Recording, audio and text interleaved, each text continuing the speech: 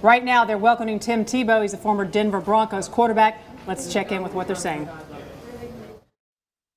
That I'm looking forward to my time here in New York and my time as a Jet, and I'm so honored and humble to be a Jet. I'm so thankful that they wanted me, and I'm so excited about meeting my teammates. I've had the pleasure to meet quite a few already, and I'm looking forward to my future as a Jet, and I'm very, very excited about it. So with that, I would love to open it up for questions. Yes, ma'am. Hi, welcome to New York. Thank you. I think there's been a little bit of a discrepancy between what John Elway said in terms of you having control over where you go and then what you indicated on Wednesday night in the press conference call. And I just wanted to know kind of why that was, or why you think that is, and what the story is behind it. Okay. Well, I guess a little bit of the story was when I woke up Wednesday morning, talked to Coach Fox, and they were very gracious the whole time.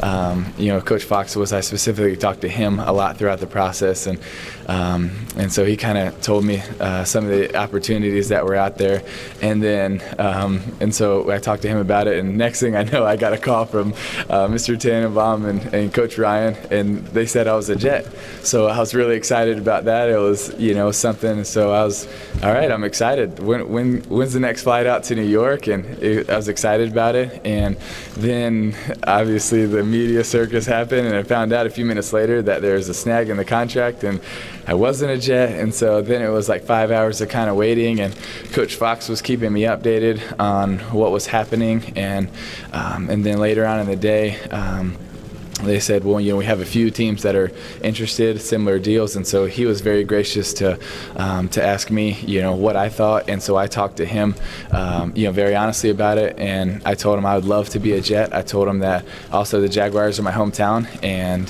whatever was best for them, and he said the same for me, and ultimately, they had my contract, and they had all the power, but he listened to me and what I had to say, and it was very gracious of them because they didn't have to do that, and they could have just done whatever, but he listened to me and talked to me, and I told him I would love to be a Jet. I love the coaches. I have had an opportunity to be with Coach Sperano the Senior Bowl. I had an opportunity to get to know Coach Ryan several times, and that was exciting for me. I also told him I would love to be a Jaguar. It was my hometown, and that would be exciting for me, and whatever was best for them. And so I'm excited to be a Jet, and I'm excited to be here.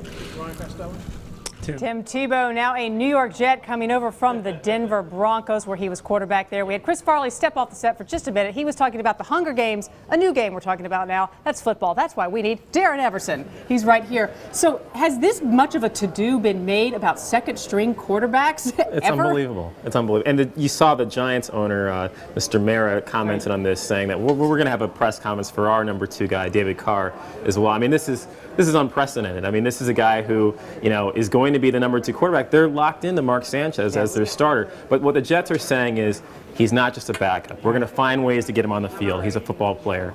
We'll see. Does that, really, usually you're a quarterback and you're a quarterback. How often do they sort of rotate you into different positions? They don't. I mean, there have been some isolated examples of this. You might remember Cordell Stewart, the guy who threw a Hail Mary in college to beat the University of Michigan, my alma mater.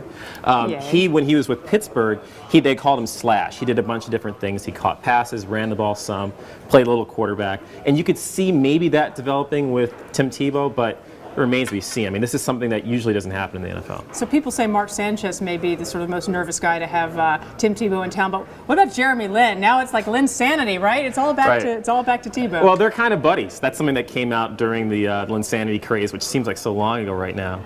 And so it'll be interesting to see just how much of a star he is. I mean, we've never really seen anything like this in sports, where a guy who is the most popular player in the league is a backup. Right. And there's no true clear path to him becoming the starter. So it's going to be fascinating to watch. And the Jets wanted him because of that star power as much as they did for his playing ability. The Jets don't say it, but that's who they are. The Jets always make the play for attention, whether it was Brett Favre, whether it was bringing San Antonio Holmes before, Jason Taylor, and now this. I mean, they have a quarterback. They just gave him an extension, and then now here we go again. And not only that, but they brought in a backup quarterback, Drew Stanton, who they turned around and had to trade away to Indianapolis.